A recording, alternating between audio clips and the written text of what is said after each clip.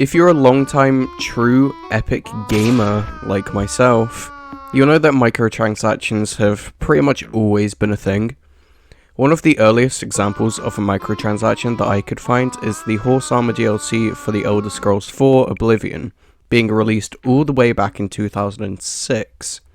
Jeez, that's nearly 20 years ago. Whilst it's not the first ever microtransaction to exist, it's a good starting point because we can calculate a lot of stuff from this cosmetic. Whilst this video isn't going to be chock full of maths and boring equations, I will be talking about inflation because it's a very important thing to take into consideration when talking about pricing over the years. Back in the day, the horse armor costs a measly $2.50. Using dollar times inflation calculator to adjust $2.50 in 2006 to present day, that estimates it to be roughly $4, as annual inflation over this period was 2.52%. So why is it that some companies are charging upwards of $20 for a skin? It's purely because of greed. If anyone's qualified to talk about microtransactions, it's me. I mean, just look at my resume. I'm all too familiar with microtransactions, from battle passes to skins to currencies to actual full-blown DLCs, because yes, they do count as microtransactions. I have bought at least one of each of these things. The way I want to format this video is kind of like a tier list, ranking how much bang for your buck you get from buying each of these things. Some are a lot more valuable than others, and that's obvious, like, duh, of course a battle pass is going to hold more monetary value than a singular skin. That being said, let's talk about battle passes. I think at this point we all know that Fortnite is responsible for the surge in games adding things like season passes and battle passes because they were the first to do it on such a grand scale.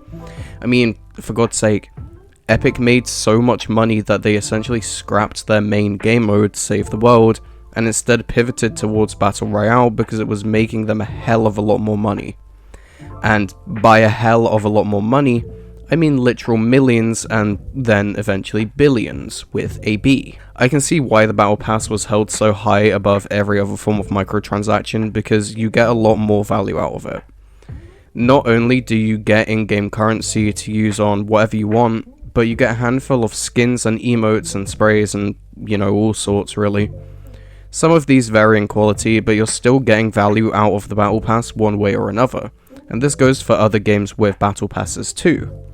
I've spoken about Overwatch's many Battle Passes over the lifetime of this channel, and I don't think I've complained about it once, seriously, other than when I haven't particularly liked the theme. But that's a personal gripe rather than an actual problem, and for that reason, Battle Passes get an S tier from me because you, by far, get the most bang for your buck. Next, let's talk about currencies because a lot of these games revolve around them. You've got Silver in Destiny 2, V-Bucks in Fortnite, Platinum in Warframe, VC in 2K, the one I probably shouldn't mention by acronym because it will get me put on a register in COD. The list goes on. If a game has skins, it probably has a currency you have to buy to get said skin. Personally, I'm a bit on the fence when it comes to currencies. I'm a bit on the fence, lad.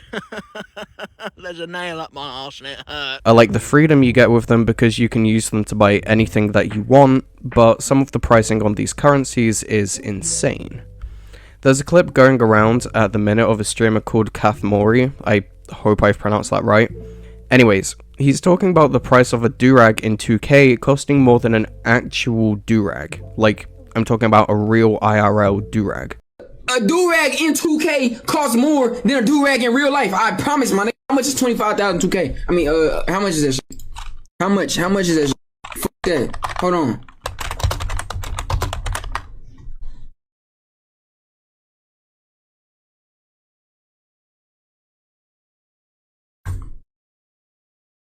Why the f we not talking about this, bro? I know that 2K is made by EA and they're known for ruining games with microtransactions, case in point The Sims, but this shit is egregious. I think their value kind of varies between games because sometimes you get a lot of the premium currency for free simply by playing the game. But other times you've got games like Destiny 2 where there's no physical way to earn the premium currency. Instead, you have a second type of currency that you can earn for free and use in a rotating shop. For that reason, I can't really rank currencies any higher than a B because their value varies between games, meaning they don't really have a true value. Moving on, it's time to talk about everyone's favourite microtransaction: skins. There's been an ongoing debate about whether or not skins add any value to games other than to look pretty and stand out in a crowd. I mean, what looks better? Bright, colourful characters with a lot of detail put into their armour and accessories, or an average Joe Schmuck character? I think sometimes buying a skin is justifiable because they're for charity and or have a reason to be bought other than to make you look cool, but other times they're just overpriced pieces of shit like the $60 Mythic Orisa skin, which barely has any customization options, which, if you didn't know, is the selling point of the Mythic skins in Overwatch. Again, it's very 50-50. Sometimes they're good and actually do stuff to spruce up the game and have value outside of the game, e.g. raising money for charity, and sometimes they're there purely to look nice. For that reason, they can't be ranked any higher than B. It's similar to currencies, I guess. Finally, let's talk about DLCs.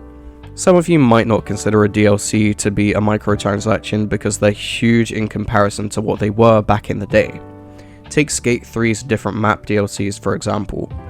They were simply just packs that contain new maps to skate around, and a few new customization options for your skater like different hats and t-shirts. Compare that to a DLC like Elden Ring Shadow of the Erdtree, and you'll soon realize that DLCs have gone from microtransactions to macrotransactions. Shadow of the Erdtree is essentially a second game if we look at the scale of it. That thing is huge, which makes it absolutely worth the price tag. I can't say that for every DLC because obviously some DLCs are a lot worse than others and shouldn't be bought for more than maybe $15. But the common trend of DLCs is that the scale of them is getting bigger and bigger. I think it's fair to say that nowadays, DLCs aren't necessarily microtransactions and have instead elevated themselves to the level of macrotransactions. Not because of the price tag, no, but because they're almost sequels to the original games. For that reason, I can't actually rank them anywhere on the tier list because they're in an entirely whole league of their own. But that just about does it for this video.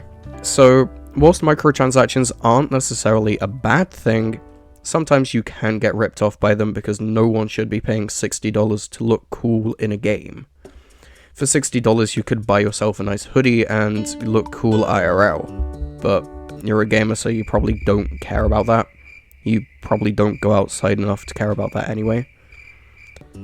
But anyway, spend your money wisely, don't buy stupid meaningless shit in games, or do. I'm not your mother, you don't have to listen to me. Treat yourself, but don't put yourself in the negatives, okay?